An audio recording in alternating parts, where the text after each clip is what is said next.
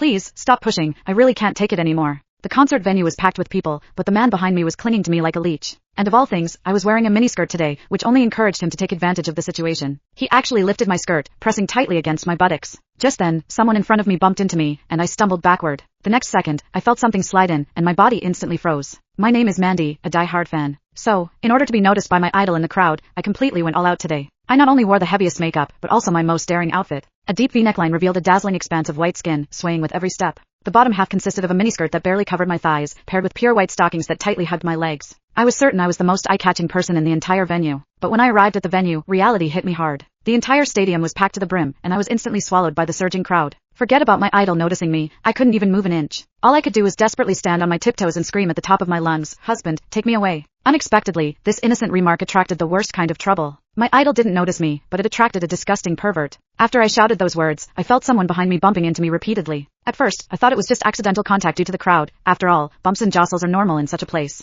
But the feeling became clearer and clearer. A hard object was repeatedly pressing against my buttocks, making me extremely uncomfortable. It was only then that I realized what had happened. I thought I had accidentally bumped into his hand, which he had placed behind him, so I quickly turned around, ready to politely apologize. I instinctively apologized, but he paused for a moment, then unexpectedly flashed a meaningful, mischievous smile. "It's all right, I'm happy to oblige." When I turned back around, pretending nothing had happened, I didn't expect him to become even more brazen, pressing himself against me. The force was more deliberate than before, so I had to force all my attention onto the idol, desperately trying to ignore the strange feeling behind me. But the man became increasingly bolder. The next second, he actually lifted my skirt and pressed himself tightly against me. Unfortunately, I was only wearing a thin strap dress that day, so my entire buttocks were completely exposed. I could clearly feel something directly touching my skin. I instinctively thought it was his finger, but then I realized something was wrong. I discovered that the warm, firm touch couldn't possibly be a finger. Instantly, my mind went blank. I had lived 20 years, and this was the first time a man had treated me like this. A wave of immense fear overwhelmed me, and every cell in my body screamed to escape. But the crowd was so dense, there wasn't a single gap. I was like a deer caught in the headlights, unable to move.